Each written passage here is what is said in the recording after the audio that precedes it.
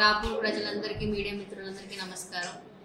ఇవాళ నేను ఆడియో నెల్లూరుగా రాపూర్ మండలానికి విచ్చేస్తున్నాను. కలెక్టర్ గారి ఆదేశాల మేరకు మనకు గిలకపాడు మండలానికి సంబంధించి బిన్నేరు వాగు సమస్య అనేది రావడంతో గత వారం రోజులుగా సమస్య గురించి చాలా వింటూనే ఉన్నాం. ఈ 120 మంది రైతులు దానికి ఎంతో సఫర్ అవుతున్నారు. ఎన్క్రోచ్మెంట్ ఏదో అయ్యిందని కొన్ని అలిగేషన్స్ రావడంతో కలెక్టర్ గారి దృష్టికి వచ్చింది. కలెక్టర్ గారు స్వయంగా ఫోన్ చేసి అక్కడ ఏం జరుగుతుంది అని పంపించారు. నన్ను వచ్చి చూసిన తర్వాత వాగు ఆ స్కెచ్లన్నీ పరిశీలించడం చేశాను. ఇంకా మనకు డిఈ అండ్ ఏఈ ఇరిగేషన్ వాళ్ళు కూడా రావడం జరిగింది నాతో పాటు. వాళ్ళు కూడా అక్కడ వాగు ఉండేదని దాన్ని పూడ్చిపెట్టడం అని ఏదో జరిగిందని, సో దాని మీద పూర్తి విచారణ చేయమని వాళ్ళకి ఆదేశాలు జారీ చేశాను. పైగా ఏదైనా సరే first of all supreme court guide lines ఉన్నాయి. వాగుని ఎవ్వరు కూడా మీరు కానీ నేను కానీ ఎవ్వరు కూడా ఆక్రమించడానికి లేదు. అవి ఏ క్లాసిఫికేషన్ ఉన్నాయో వాటిలోనే అందులో పట్టాలు కూడా ఇవ్వడానికి లేదు. సో దాన్ని రిస్టోర్ చేయాలనేది supreme court guide lines, high court guide lines, district court కూడా గైడ్ లైన్స్ ఇవ్వడం జరిగింది దీని ద్వారా. సో అందులో భాగంగానే రావడం జరిగింది.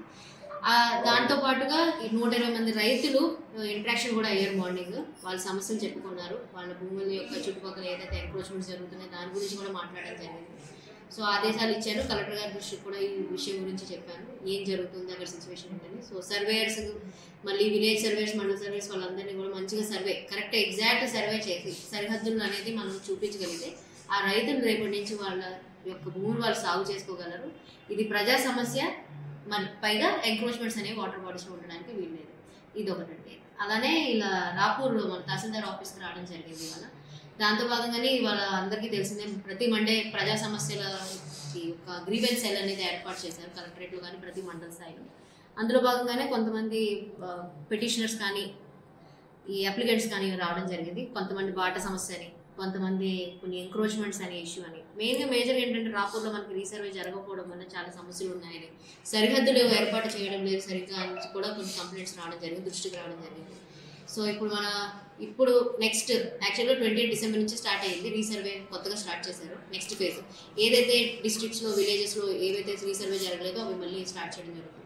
సో అందులో భాగంగా రాపూర్ విలేజ్లో ఇవన్నీ చేస్తే మనకి ఎన్నో సమస్యలు అనేవి ఒక క్లారిటీ వస్తుంది. ఎవరు ల్యాండ్ ఎవరు చేస్తున్నారు, సాగు చేస్తున్నారు అన్నీ కూడా క్లారిటీ వచ్చి సమస్యలన్నీ కూడా మంచిగా సాల్వ్ అవుతాయి అనుకుంటూ ఇది తప్పకుండా ఈ గ్రీవెన్స్ ఏదైతే ఇప్పుడు నా దృష్టికి తీసుకొచ్చారో ఇది కలెక్టర్ గారి దృష్టికి కూడా తీసుకెళ్ళి దీనికి తగిన న్యాయం అయితే చేస్తాను. థ్యాంక్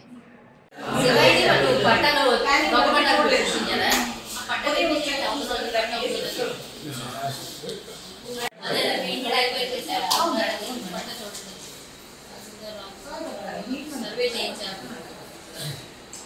సర్వే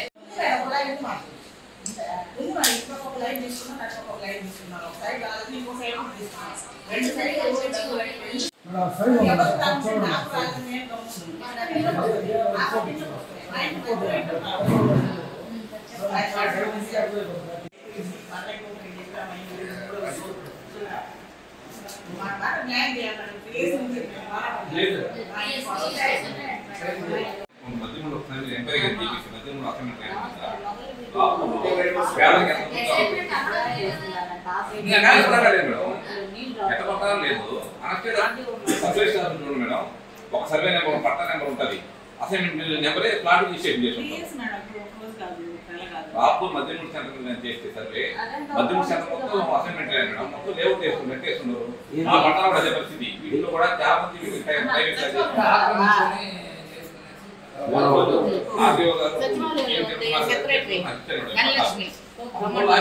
రెవెన్యూ వాళ్ళు ఏం చేయలేకపోతున్నాం. ఎన్నిసార్లు మేడం 4 రోజులు మేడం, 4 రోజులు పక్కన ఎన్నిసార్లు ఇస్తారు చెప్పండి ఇప్పిస్తే మా పట్టాలు ఇస్తారు.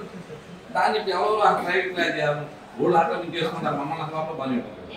ఎన్నిసార్లు అధికారులు చెప్పినా కానీ చూస్తాం అని అంటున్నాడు. 2019 ఇస్తే మాత్రం అప్పటి నుంచి అదే పరిస్థితి. అవతల ఏమో సార్ కూడా చేసుకుంటాం. ఇది సరిగా మేము అధికారులు మాట్లాడితే మాకే చెప్పలేదు అసలు చెప్పాలి. రాబోయే రోజులు ఏం చేయగలుగుతాం.